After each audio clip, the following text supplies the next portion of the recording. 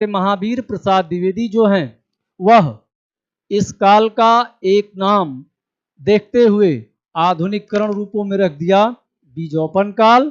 उसके पहले वीरगाथा काल जो नाम रखा गया उसमें अगर आलोचकों में नाम लिया जाता है तो आचार्य रामचंद्र शुक्ल का नाम आता है, और उसके पहले जो कवियों ने जो राइटरों ने नाम रखा वह आदिकाल इसका नाम रखा। विशेषताएं इसकी यही हैं कि वीरता का ही वर्णन इसमें ज्यादा पाया जाता है और वीरता के ही प्रारूपता से जाना गया कि यह काल आदिकाल के नाम से है। तो प्रथम नाम इसका आदिकाल है, फिर इसे अन्य नाम से देखेंगे तो इसका नाम वीरगाथा काल है, और थर्ड नाम इसका देखेंगे तो इसका थर्ड नाम बीजोपन काल है। इसके बाद भी इसका नाम आता है, इसका एक नाम है जिसका नाम है प्रारंभिक काल। इसको मिश्र बंधुओं में से एक राइटर हैं डॉक्टर रामदरस मिश्र, उन्होंने इस काल का नाम प्रारंभिक काल भी रखा, और प्रारंभिक काल का विकास उन्होंने दिखाया कि इस काल में वीरता का वर्णन ही मिला और वीर रस में और श्रृंगार रस में सारी रचनाओं का विकास हुआ।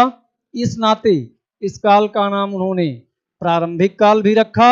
इसका फिर जब नामकरण और आगे देखा जाएगा तो उसी मिश्र बंधुओं में से कुछ लोगों ने मिलकर इसका एक नाम रखा आरंभिक काल। तो इसका एक नवीन नाम फिर रखा गया आरंभिक काल।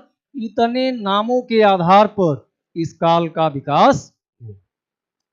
अब आगे इस पर यह चर्चाएं हैं कि सबसे पहला नाम इसका आदिकाल रखा गया, आदिकाल के बाद इसका दूसरा नाम वीरगाथा काल रखा गया, वीरगाथा काल के बाद आलोचक रामचंद्र शुक्ल ने इसका जब ये नामकरण दे दिया तो फिर एक नए आलोचक के रूप में नहीं, एक नए लेखक हैं, एक नए कवि के रूप में हैं, उनमें आने वाले राइटर आचार्य महावीर प्रसाद द्विवेदी ने इस काल का नाम बीजोपन काल रखा, और मिश्र बंधुओं ने तथा और कुछ लेखकों ने इस काल का नाम प्रारंभिक काल और आरंभिक काल के नाम से रख करके इस काल का विकास किए।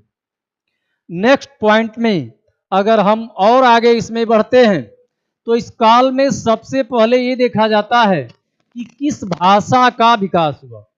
देखिए, इस काल में जब पद्य साहित्य का विकास किया गया तो पद्य साहित्य के विकास में दो प्रकार की भाषाओं का उत्थान किया गया, एक डिंगल और दूसरा पिंगल।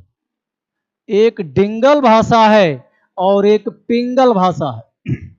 जब इसका विकास हम देखते